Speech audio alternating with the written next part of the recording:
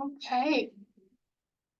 Good morning, everybody. Thank you so much for joining us for Talent Tuesday this morning. Happy that you're here.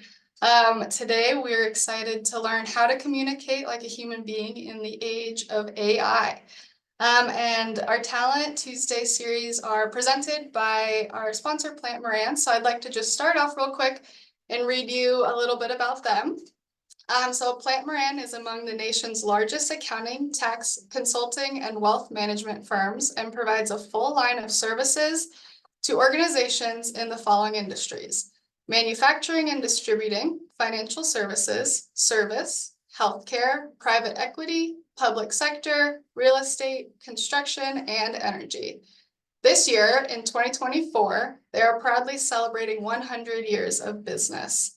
Plant Moran has a staff of more than 3,300 professionals throughout the United States, with international offices in China, India, Japan, and Mexico.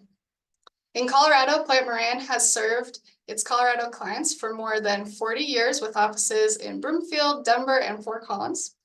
And they have been recognized by a number of organizations, including Fortune magazine, as one of the country's best places to work. So if you want to find some more information about Plant Moran, you can visit plantmoran.com. All right. And with that, I would like to go ahead and introduce Ariana Friedlander, and I'm going to read a little bio for, to set her up here. So Ariana Friedlander is an award-winning organizational anthropologist, leadership development expert, and author. She is the founder and principal of Rosabella Consulting, and Ariana has over 20 years of experience fostering positive change within organizations and companies of all shapes and sizes. She specializes in modeling shared leadership and navigating co-creating conversations that lead to new innovations. So we're very excited to hear from her. And with that, I would like to go ahead and turn the stage over to Ariana. So take it away.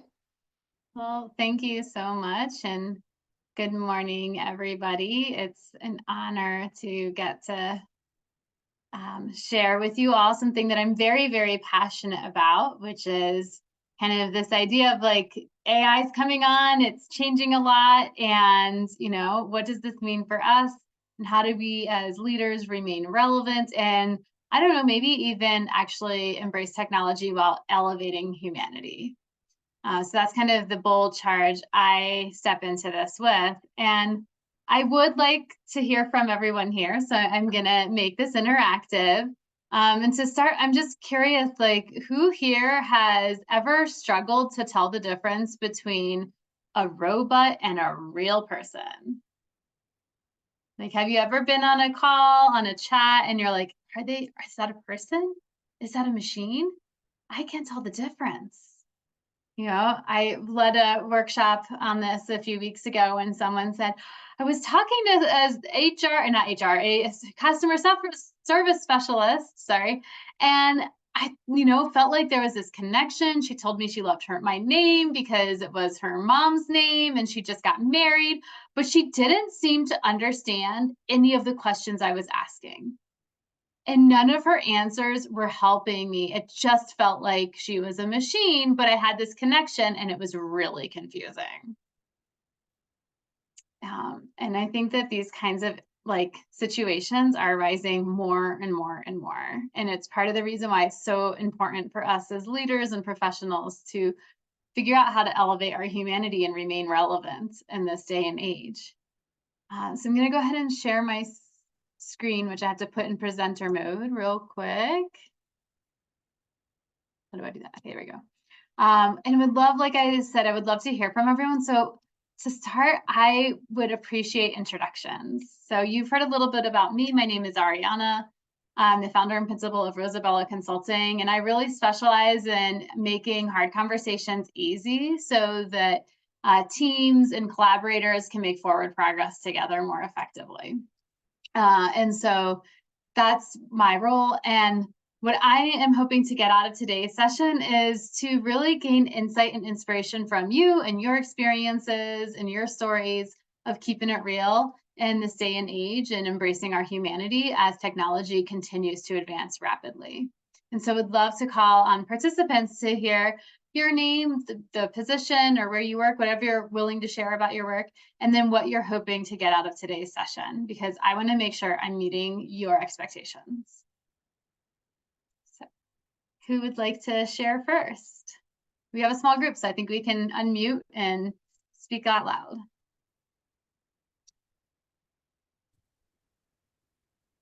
I'd be happy to go first. Awesome. Thanks, Sarah.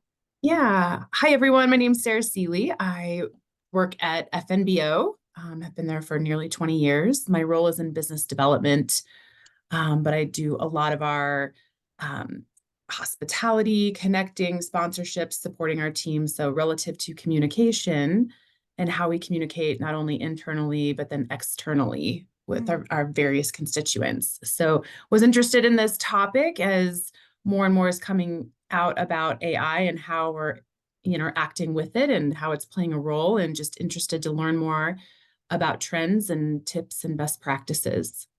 Awesome. Thanks, Sarah. And you'll be super pleased to know that my daughter, in driving around town, is like, FNBO is like the biggest bank in the world. So your marketing is incredibly effective with her. Thanks for the great feedback. Appreciate it. Yeah, totally. Yeah. I thought that was adorable when she said that. So who would like to share next? Thank you, Sarah. I can go. My name is Angela Turney, and I work with Blue Margin.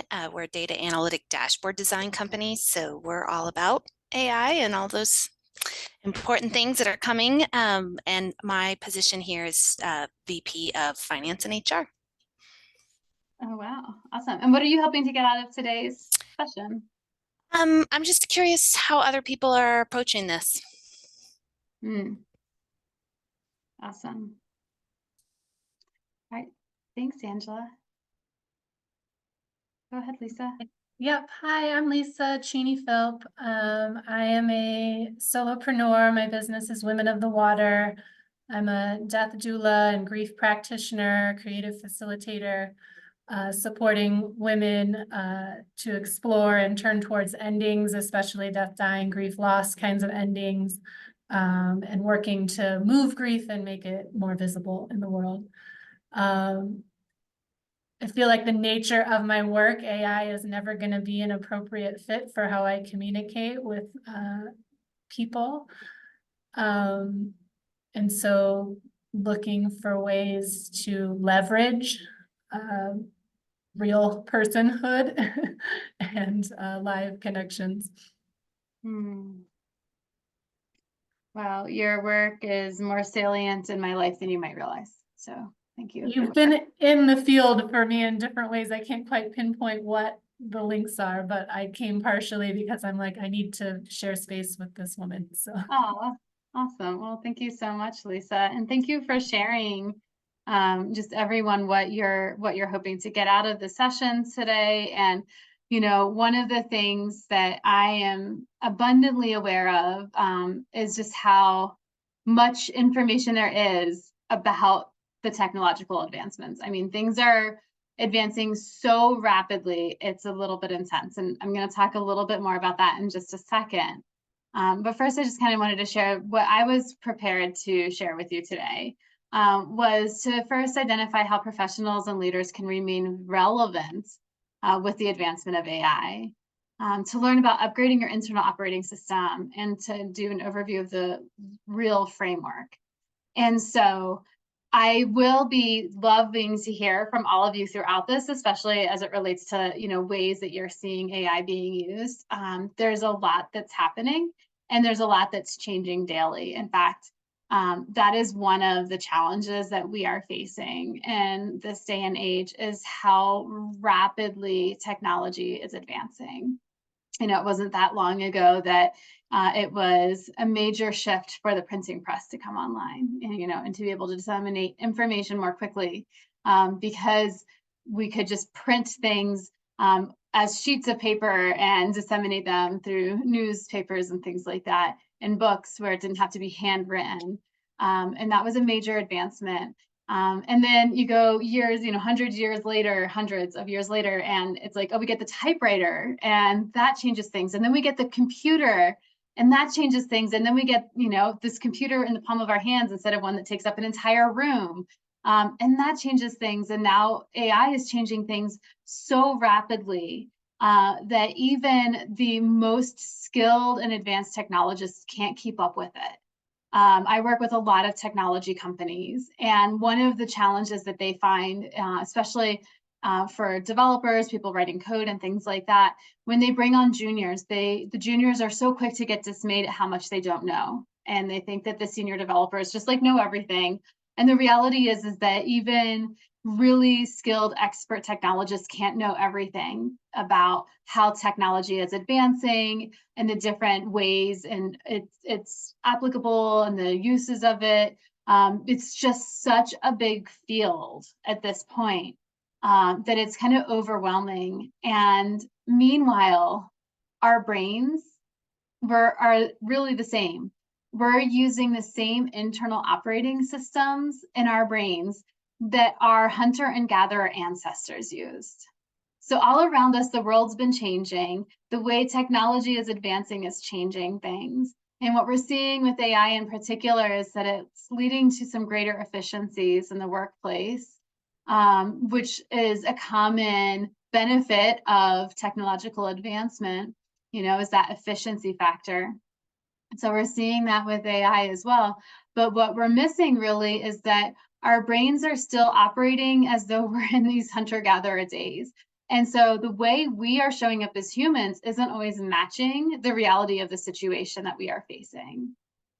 So that's, there's a lot that we can unpack there and we're going to explore there. And it's also really important to recognize that AI can't do it all, It can lead to these great efficiencies, and that's great, but AI can't understand context. It doesn't comprehend that, like, when a joke would be appropriate or inappropriate based on contextual setting, right? Just to Lisa's point in the type of work that she does, like there might be times through the process of grief and loss where a joke could just provide the greatest levity that somebody needs and that release of laughter. Or it could be the most insensitive thing ever. And AI does not have the ability to monitor, like, yes, this is a place and a time and a moment where this could land and just create that release through laughter and know this is not appropriate right now. AI also cannot reason morally. So it can like spit out information, it is machine learning, essentially. It's not, while we call it AI and artificial intelligence, it's not the same as what we saw, especially, I'm going to date myself right now, growing up watching the Terminator movies. It's not that world, right? It's not these machines that have this autonomous ability to reason and to come up with their own plots. It's machine learning, so it can only use the input that is put in by humans and kind of have different algorithms to spit out information accordingly. So that means that it can't reason morally. It can't give you that definition of right or wrong, especially in those areas where things are very gray and there's not a clear black and white answer or solution. It also can't comprehend deeper meaning. And so our words, while we have a shared language and we'll say things thinking other people comprehend what we are saying, the reality is that there's always a deeper meaning behind what we are saying. So years ago, and I actually did this at the chamber when I worked in sustainability. I worked in sustainability many years ago, and I would lead workshops on sustainable living and green businesses, and even a number of times did some workshops at the Chamber of Commerce there. And I always started my workshops asking, what does it mean to be sustainable to you? Either in your life or in your business. And it was always interesting because there was deeper meaning behind that word than people necessarily gave credence to in the beginning. And we found that there was a variety of ways people meant to live or to be sustainable in their business. And once we got to uncover that deeper meaning, we could make progress together in creating more sustainable workplaces, more sustainable businesses, and more sustainable livelihoods. AI also can't feel. It doesn't have the ability to experience the felt sense of the world, sensations, sadness, grief, excitement, joy, love. That is all outside of the purview of AI, and that's a lot of what gives our lives meaning. It's also a lot of what enables us to relate to people, is our felt experiences, our emotional worlds, is an important part of how we build relationships, how we build trust, how we build connections, and how we gain inspiration for art and creative endeavors. AI doesn't have consciousness. It can't think on its own. So it also, with that, can't recognize, like on a meta level, it made a mistake. Whereas as humans, we can. You know, years ago, I was in the store with my daughter. We were just making a quick stop at Walgreens to buy some stuff, and she kept pestering me, asking me to buy her candy, and I started to get kind of short-tempered with her, and I was talking quite curtly to her. And then we got to the checkout counter, and the checkout lady's asking how my day is, and I'm just, oh, you know, it's good, and da-da-da-da. And my daughter at the checkout counter says in front of the lady, "Why are you speaking nicely to her and not to me?" You know, and all I could look at her was say, "You're right, I'm not. I was a little bit frustrated, and I was taking it out on you, and that wasn't fair." And that's the kind of level of consciousness that AI doesn't possess. It doesn't have the ability to have creative or original thought. Again, it only can spit out things based on the input that's within it. So it can't create something new. It can create new combinations of things, but it can't create something entirely new or different. And it doesn't have the ability to also like evaluate the quality of what it does put out. So there have been some studies looking at how creative AI is, and it's found that AI is both can be exceptionally like kind of creative with an idea, but it also has really horrible ideas that it spits out. And it can't reason or rationalize like which one would be a good one and which one would be a bad one. And even the quote unquote creative ideas that it spits out like are all within kind of limiting barriers of the input that it has. It doesn't have common sense. Right? It can't like, again, look at a situation and evaluate, like that's not an appropriate thing to say or do. And it doesn't have experiences. And that's a big part of what makes, you know, us humans, as well as the experiences, both the good and the bad, that shape who we are, how we see the world, and how we show up. So in recognizing that AI can't do it all, it really does put the expectation on us as humans to step into elevating our humanity. You know, that just because the way that we are hardwired and the fact that our internal operating systems is still the same as what we had utilized, you know, as hunter-gatherers, doesn't mean we have to show up that way in the world. And so one of the things that we do see is that, you know, as humans, we are hardwired to really be scanning and on the lookout for threats. Our ability to perceive threats as a species is unprecedented. But the reality is that our perception of a threat and the reality of a threat are two different things. And so most of the time we react to situations as though we are actually experiencing a threat, but we're not. And there's like one situation in particular that I can recall where somebody's threat response was actually really accurate, and it happened in Fort Collins. Years ago, you might have recalled a newspaper article about a jogger that was in Horsetooth Mountain, like in that area, that got attacked by a mountain lion. His threat response at that time to fight was completely appropriate and effective. He survived because of that threat response. But so often when we go into threat responses of fight, flight, freeze, or appease, it doesn't actually help us navigate the situation that we are in. So we're going to explore a little bit more about that, about what it would look like to upgrade our internal operating systems. And we're going to do that through this framework called Keeping It Real. So the things that AI can't do, we as humans can do, and we have an opportunity and an invitation to step into what we can do to keep it real and be more effective leaders, be able to better utilize AI in the workplace, create more collaborative and innovative teams, and through that, generate greater revenue for our organizations. So the first step in keeping it real is to regulate your nervous system. So who here has a nervous system? Right, we all do. We're all humans. We all have a nervous system. We can just go with our knee-jerk reactions of perceived threats, or we can take back control. And when we do, we can find that there's actually greater satisfaction and less friction in our lives.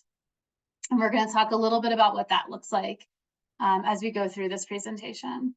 We also have the ability to empathize with others, you know, so that is another part of keeping it real, is stepping into that empathetic role and cultivating that skill to be empathetic, which there's some like myths around what that means or what that takes and what that looks like, and some deeper understanding that we can explore together today as well. Next, we need to align with our core values, and particularly our collective core values. When we can recognize that we're all operating from a place of being values-centered and do that together, it helps us navigate those situations, particularly where we have to make hard decisions and there isn't a clear black or white answer, right?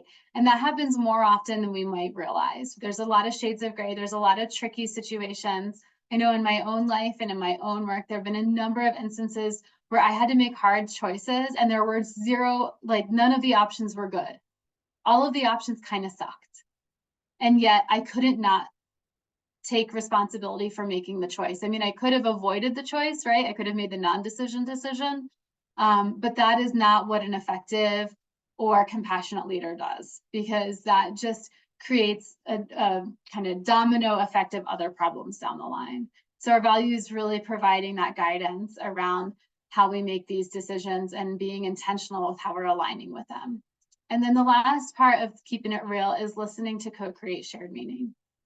You know, and so listening is a skill we talk a lot about, and there's some different ways that I approach it with keeping it real, and also some things to keep in mind with listening as more of this relational act, that that we are looking at that co-created and shared meaning, where we're walking away together with that shared understanding of, like the example I gave earlier, what sustainability means to us collectively, not just me individually, but to us collectively, so we can work together and collaborate more effectively as well. So that's kind of what the rest of what we're going to go over today looks like. So you want to pause for a second. I like to create space for questions throughout. So just if there's a question or kind of a reaction or reflection that somebody wants to share, would love to invite that into this space to make sure that we're touching on that. And then we will kind of go on to exploring, you know, these different practices for upgrading our internal operating systems so we can remain relevant leaders in the workforce.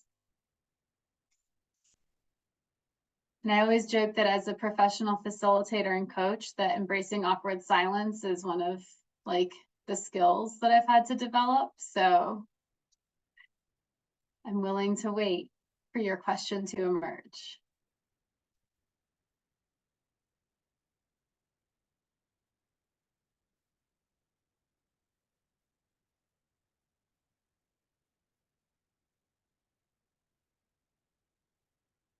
Okay. Seems like there's no questions yet, but at any point you're welcome to type it into the chat. I'm sure Taylor would be happy to help keep an eye on that with me. If there are questions, you can type it in there, or you can also bring them up and unmute. We have a small enough group that we can really have that kind of intimate conversation. Okay, so what does it mean to regulate your nervous system? Well, there's two different states here. There's the regulated state and then there's the dysregulated state. And so essentially, when we're dysregulated, it means that our reaction isn't matching the situation. So there are times where it is appropriate and it makes sense to be activated. And there's also times where you can be activated and regulated. It can be a really powerful place to be where your nervous system gets activated. And we're going to talk about what that means in just a minute. And you can be coherent in your mind. You can be cohesive and you have rational thought. It's not this knee-jerk reaction. But when we're dysregulated is when our reaction isn't matching the situation. So perfect example of being dysregulated is, you know, driving down the highway. I'm sure a lot of us can relate to this. We're driving and somebody cuts us off. And, you know, we were singing to a song before that happens, or maybe that's just me. And then someone cuts us off and we just like, you know, hit this intense visceral anger and start yelling and maybe even cursing, I don't know, at the person in front of us, maybe complaining to the person sitting next to us about how stupid drivers are and how they're not paying attention. and getting really mad, and maybe even getting mad to the point of needing to show this person and needing to like pull into the next left lane and pass them and stare them down with anger and vitriol. You know, that would be a perfect example of a dysregulated reaction.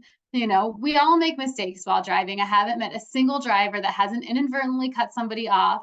I also haven't met a single driver who hasn't been in a situation where they were rushing because of an emergency.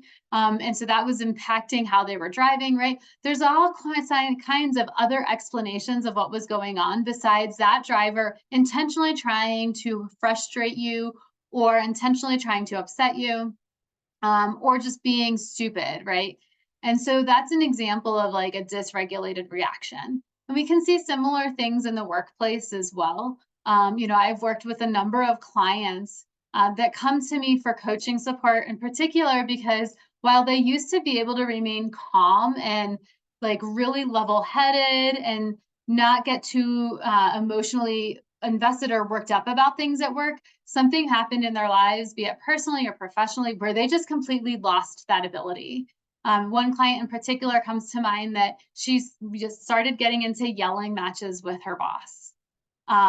Her boss kind of had a short temper, so that didn't help, but she'd been working with him for 5 years and it never bothered her. And suddenly it started to really bother her. And so she started to argue back with him and get in these yelling matches. And so her inability to regulate was jeopardizing her job and her job safety and security. And so that's when we started to work together and were able to work on developing her self-regulation skills so that she was able to not get into those yelling matches with her boss. When he was heated, she could remain self-regulated. And by her remaining self-regulated, he ultimately calmed down as well. And so it really benefited their relationship overall. So what all goes into regulating and what it looks like to be dysregulated? I talked about being activated. So we have the autonomic nervous system in our body, and our autonomic responses happen automatically. Okay, so these are the things that our body does regardless of our conscious thought. So we have two different tracks here. We have the parasympathetic system, which perceives our safety. So when we perceive we are safe, the parasympathetic system, which is controlled via the vagus nerve, so you might have heard of polyvagal theory, that puts us into this place that's commonly called rest and digest. So when we are perceiving that we are safe, which is really something we experience within our bodies, more than it is necessarily something we experience externally. It is a matter of like whether or not we perceive we are safe. Our bodies prioritize energy going to, you know, vital organs like our digestive process. So that's why we call it the rest and digest system. It's also commonly associated with a lower heart rate, just like a more soft feeling within the body, a release of tension, and that ability for our bodies to generate the fuel we need to sustain ourselves through the digestive process. On the other hand, we have the sympathetic autonomic responses, and that's the side that perceives a threat. And so our sympathetic system gets called into action the moment we perceive a threat.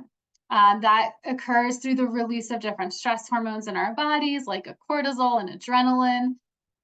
And then that can cause us to go into this fight, flight, freeze response, or even up to appease as well.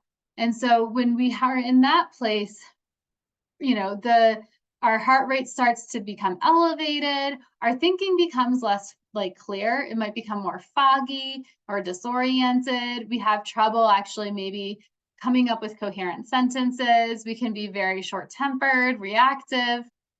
So that is when we are activated, is when the sympathetic nervous system comes online like that. And again, it's possible that we can go into that automatic response, that sympathetic activated space, and re-engage with the whole brain, re-engage into a coherent, rational line of thinking. But it does take some effort and work to get there. And that's where we have an opportunity in this day and age that we need to really step into if we're going to stay more relevant and current than things like AI. It's the leader that has the ability to regulate, to self-regulate between these states, to recognize when activation is happening, when a trigger is happening, and then to choose consciously how to respond instead of reacting just out of what the primitive brain would encourage us to do, which is, again, that fight, flight, freeze, or appease reaction. So pausing just for a second, having gone over a little bit of the neuroscience stuff that we're going to continue to explore to see if there's questions, reactions, reflections. One thing that this gets me thinking about is that, yes, we have to kind of be conscious about that we have this, but it's also what makes us different from AI. Yes. Exactly. Yeah. And that's, one story, I love always sharing stories about my daughter because having a child is like having this little learning laboratory of a developing brain that for like me, since I apply neuroscience in all my work, is very fascinating. But a good example of like regulating and being aware in this way occurred when she was about 18 months old, a little bit before 2. And she came storming into the bathroom. I was just brushing my teeth, but she came like barreling into the bathroom, which if anyone here as a parent knows that like, oh my gosh, can I just even have some time to myself in the bathroom is like precious. And so I just got really mad at that loss of having a moment to myself. And she looks at me and she goes, Mama, I need your big box. And she was talking about, I'm dating myself again, a caboodle I have that I keep my earrings in. And when she said, I need your big box, I got so mad and just said, you don't need my big box, right? I was so triggered and I so went into a fight response because I lost that precious space and time to myself. And then she wanted one of my things that I didn't want her to play with because I didn't want her to, potentially choke on an earring or anything. And so I immediately went into a fight and I saw her face crumple. And so I was able to, in recognizing her reaction, see how inappropriate my reaction was. And so instead of staying in that fight activated space, I got down on one knee, I put my hand on her back, I looked her in the eye and I said, what do you mean, sweetie, you need my big box?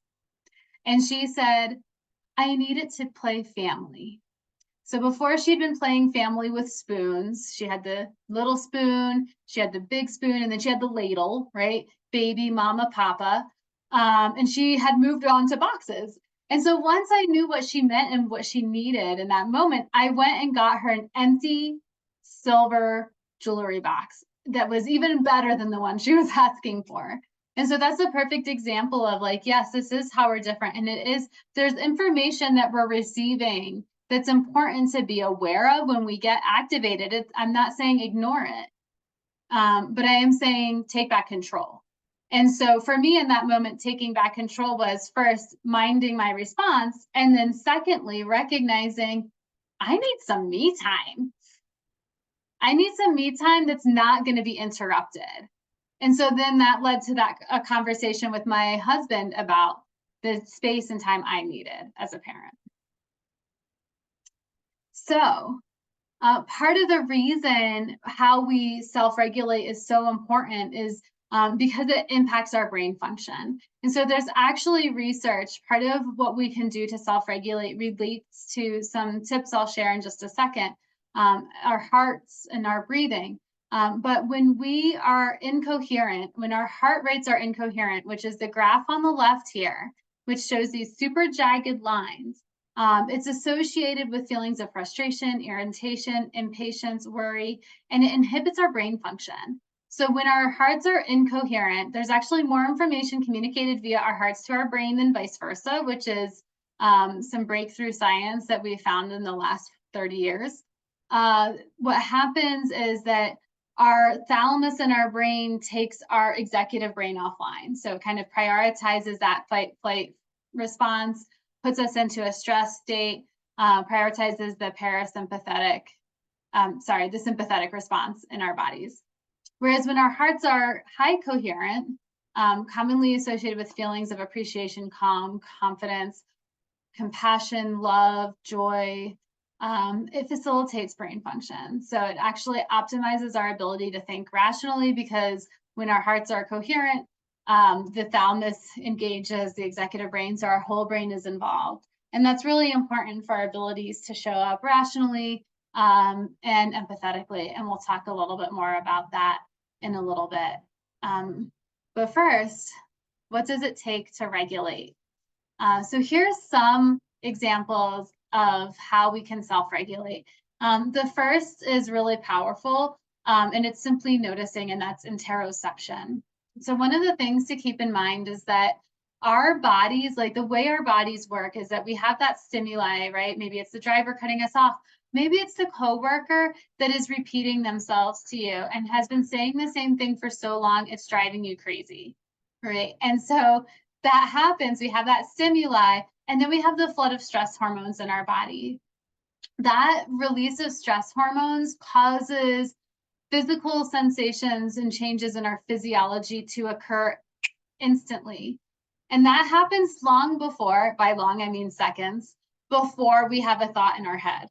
So when we can develop that skill of interoception and simply noticing a shift from I'm feeling pretty good and lighthearted to I'm feeling constriction, I'm feeling tight, I'm feeling a flutter, I have a sinking feeling, like I have heat rising, I feel hot, I feel flushed.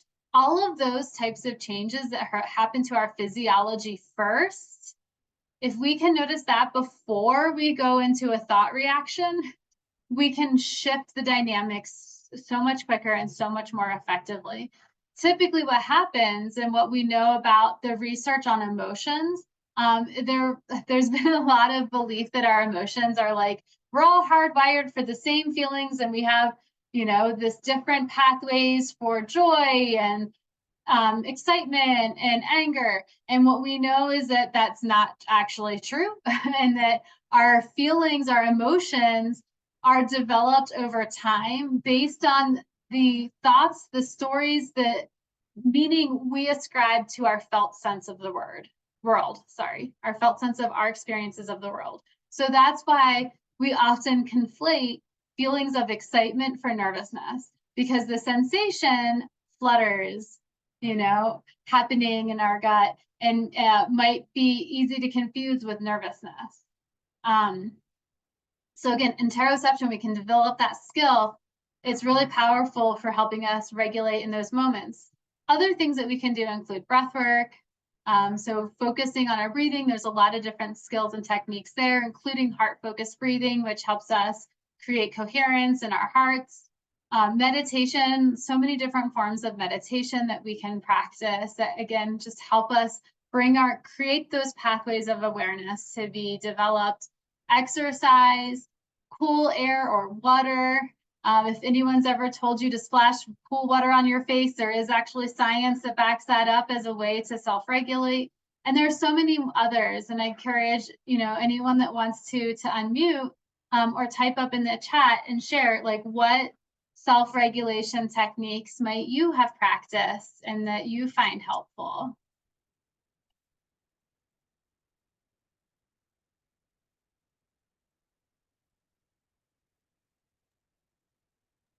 Go ahead, Taylor. One thing that I do is sometimes I just need to go do a walk around the block and get some sunshine and fresh air, and that just makes a world of difference. Totally. Yeah, that's great. I think getting that physical space, being outdoors, changes our perceptions as well. I was even listening to a podcast the other week where they were encouraging, as part of creating a sense of safety in your body, is to stand in front of like a field and look, just scan the horizon with your palms out. Because that signals to your body like you're the apex predator. You don't have to worry about anything, you're safe. And so just that being outside can be really powerful in the movement as well. And one thing to keep in mind too, I'll let anyone else that wants to unmute to do this, you may unmute and share now, because your thoughts and experiences are valuable. One other thing to keep in mind is that in the wild, if a giraffe, for example, is getting chased by a lion, So, you know, giraffes, just like us, have that release of the different hormones that give it the power to go into that flight reaction. And when a giraffe is in safe, the giraffe will shake, right? They'll just shake. This is what all animals do in the wild. They'll shake off the rest of the stress hormone that got released into their body. And we don't have practices typically of doing that as humans. And so, like, what happens is the stress gets stored in our bodies, it gets stored in our muscles, in our organs. And then that's part of what creates chronic stress, the different health issues that come with chronic stress. So even also just shaking is something that's like super simple that you can do. And anyone that has walked across me in the trails by my house has probably seen me kind of walking and just shaking a little bit. It's probably not graceful. That might look a little bit awkward, but it feels really good to just kind of have that, like, kind of shake it out way of being. Another thing that can help us co-regulate our pets, warmth, touch, just physical tenderness and connection. So there's definitely lots of things I encourage you to reflect for yourself and just pay attention and notice, like, what feels good for you and what helps you feel that centered calmness and rational thought. Next, we have empathizing with others. And, you know, this is something that I think maybe we talk about a lot, maybe we don't. A lot of people might confuse empathy with taking on other people's feelings.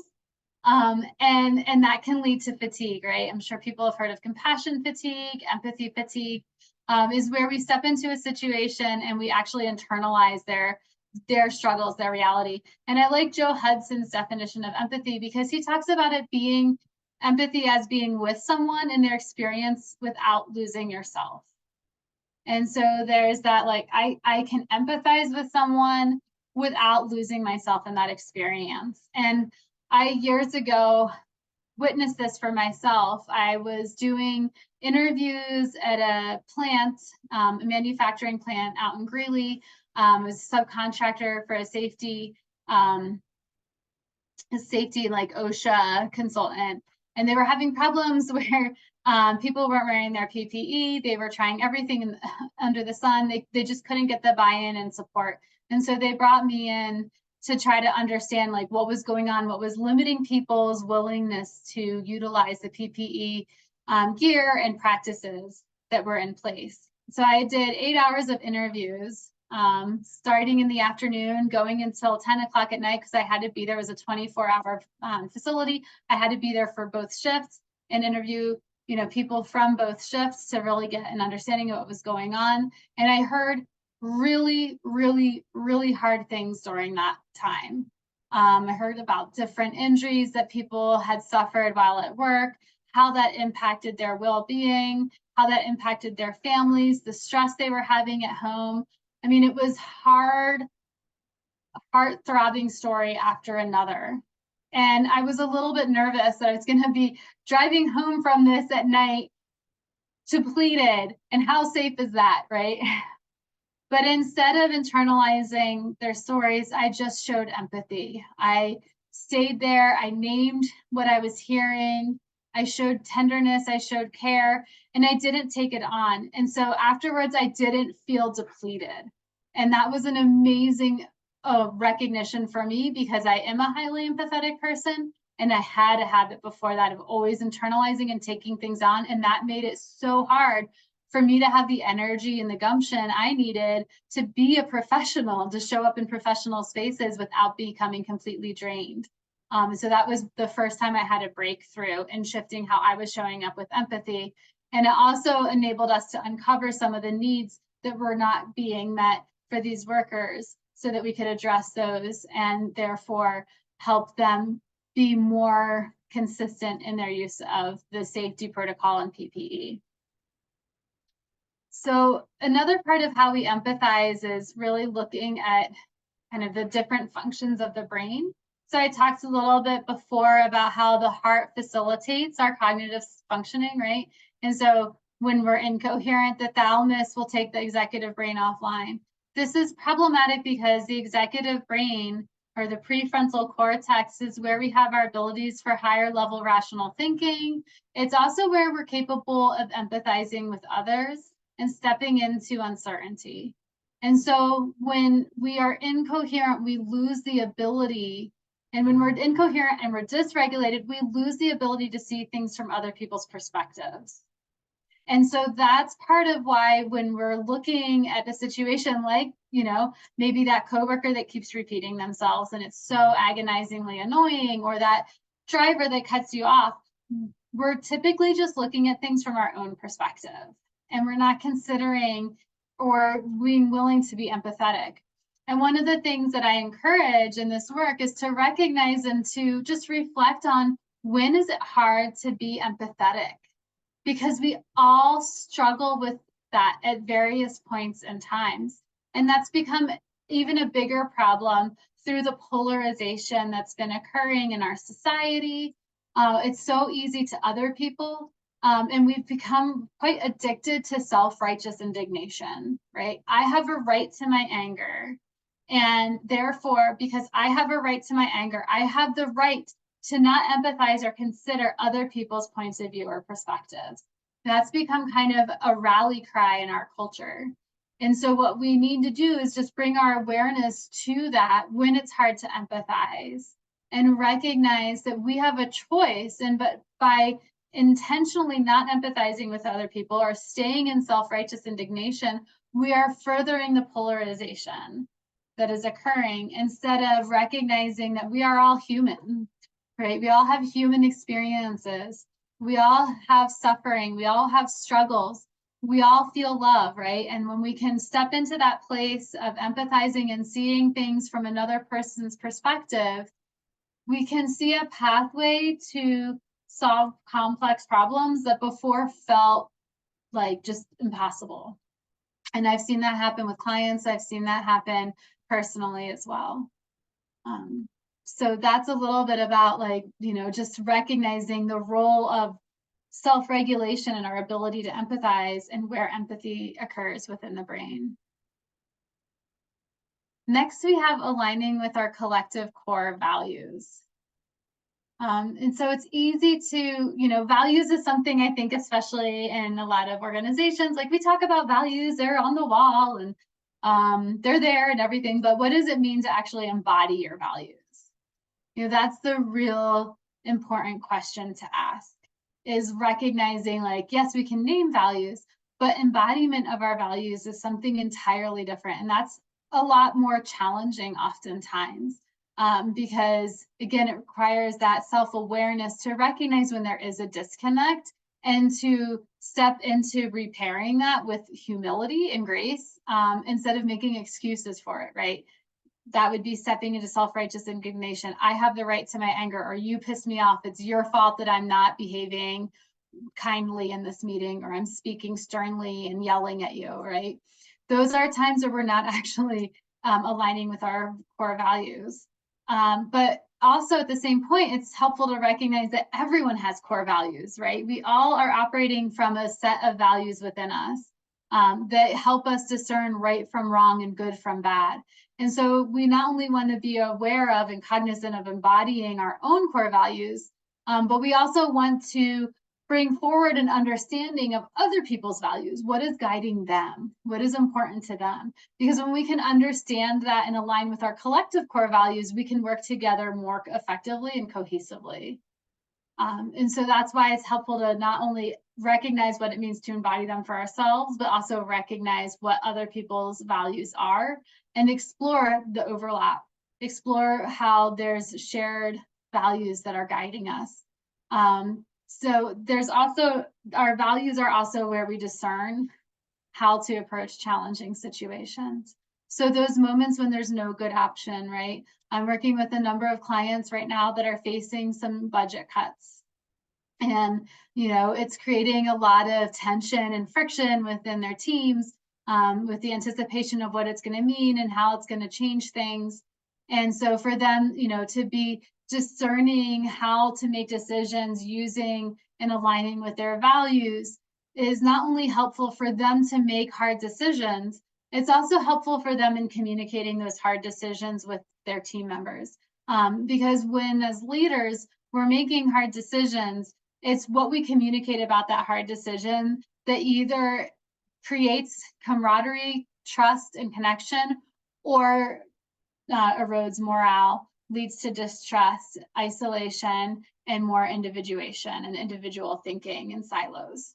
And so for us as leaders, it's not only important for us to be aligned with them, but to be able to communicate how our values are impacting our decision making, why we're making our decisions this way. And then again, to step into that empathy place of understanding and supporting people through difficult transitions, like potential layoffs and things like that. What happens when we can align with our collective core values is that we shift from this I-centered place where we have low trust, and that's on the left side of this dashboard. When we have low trust, we're very I-centered.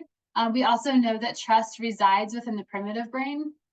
So when we have distrust, the primitive brain is engaged, and when we have high trust, the executive brain is engaged, and we shift from I to we thinking. And so when we can step into that place of aligning with core values, we become more we-centered and more willing to partner, more willing to co-create and explore new possibilities, and less entrenched in and addicted to being right.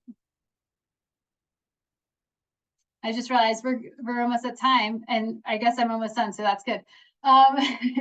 So we also, the last piece of this framework is to listen to co-create shared meaning. And I like to encourage people to consider listening as a full body experience. And so again, this goes back to what I shared with the interoception and the self-regulation, that yes, we have two ears, but we can also listen with our full bodies. And what that means is noticing how what someone is sharing is impacting what we're feeling in our body. So I've noticed for myself, for example, you know, I might be in a conversation with someone and I feel myself getting goosebumps. And when that happens, it signals to me that maybe something sensitive has been shared. And rather than just like brushing past it and moving on, I pause and I honor and I reflect and I mirror and I notice that, and I sit with, right, step into empathy with that person. And I am able to do that because I'm listening with my full body.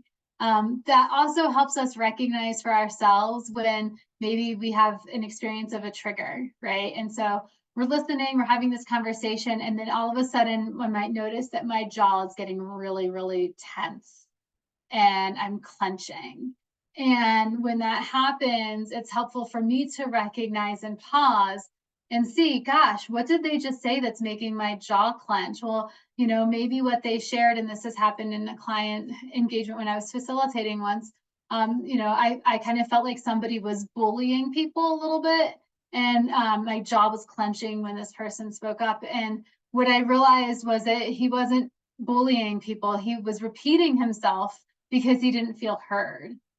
And so I needed to like not go into this like, God, I need to shut this person up, which was my initial reaction to, oh, I need to honor that he has valid feelings and that I need to recognize them and show him that we hear him, instead of brushing past it, which is what I did the first time he spoke up and why he repeated himself. So I think that, again, when we can listen with that full body experience, we can not only empathize better, but we can also recognize for ourselves when something that's being shared is activating us in a way that might be causing us to shut down in the conversation. Another part of listening to co-create shared meaning is the ability to be flexible and open to influence. So when we can be in that space of flexibility and open to other people's perspectives, genuine curiosity, then we can really co-create new possibilities. And so it means stepping into a conversation with a beginner's mindset almost, even when you think you might know the answer, to step in curious about what could emerge as a result of that conversation. And then amazing insights can occur when we do. I have a client that did that with her team a few years ago when they had reached their first milestones. And they were kind of wondering what was next. And so we co-created a retreat experience for visioning what they were going to do next. And what emerged was a more inspiring vision than she ever imagined possible or thought of herself. And not only was it really inspiring to her, but the entire team was so committed to it that it made onboarding new people onto the team so much easier, because they were all deeply committed to this shared vision that they came up with, that it has enabled them to reach new levels of success within the organization. And that meant 7-figure contracts for them. So that's part of listening to co-create shared meaning. And with all of this, all of keeping it real, what we're looking for is, are we out of sync or are we in sync? Are we showing up in conversations out of sync with our hearts, incoherent, with our minds in this threat response, feeling very activated, and our reaction is not actually matching the needs of the situation? Or are we showing up in conversations in sync, with our hearts in high coherence, with our brains fully engaged, and with our willingness to be empathetic, to listen, to connect, and to co-create new possibilities together? That's the ultimate question. Of course, I would love to hear from you. As you're willing to share, you can unmute or come in the chat. What is one thing you'll experiment with applying from this workshop today? I mean, we went over a lot. I went over a lot of different material around neuroscience, heart math, self-regulation, upgrading our internal operating system. It's way too much to do all of it. I don't expect you to take everything and run with it. But if you can take one thing from this, then change is possible, and then upgrading our internal operating system is something that we can do, and we can remain more relevant. I see Angela wrote in the chat, shaking it off. Thank you, Angela. Practicing repair with humility and grace. Yeah, I love that. There's a lot of self-love that goes into that. Thinking for a moment about what is triggering me to make sure I'm fully understanding the issue before reacting negatively. Yeah, that pause. Viktor Frankl is attributed with saying, between stimuli and response, there is a space, and in that space, there is a pause. I'm butchering it right now, but that's not verbatim. But yeah, we get to choose. There's freedom in what we do with that pause. Also asking, what's this really about when I'm dysregulated? Yeah, I love self-reflection questions like that. Practice more empathy, assume positive intent, and reflect before immediately reacting to others. That's really powerful. Yeah, it's easy to get into that righteous reaction instead of saying, well, I'm going to assume positive intent here. Thanks. I welcome any other reflections people have about what they're going to experiment with. And I also invite you to join our community. Keeping it real in the age of AI is actually the subject for my next book. I've started building a community around that. I wrote my first book, A Misfit Entrepreneur's Guide to Building a Business Your Way, with a community of 31 co-creators. So building a community around this premise where we can keep it real together, explore what that means, and co-create this book to elevate humanity while embracing technology. So if that speaks to you, I encourage you to check out the website. You can scan the QR code, come join us. There's no expectations other than to keep it real and be kind to each other. And with that, I thank you all for your time today. Really appreciate it. I know you have a lot of different things you can spend your time with, and that you chose to spend your time with me here means a lot to me. And I hope that this was something that leads to some valuable insights in your life and in your work moving forward. Thank you. Thank you so much, Ariana. That was great. Appreciate you sharing all that with us. Right. Thank you. This recording will be available on our YouTube channel, and then we will also be sending out these slides as well. So if you want to go back and reference, you should get those.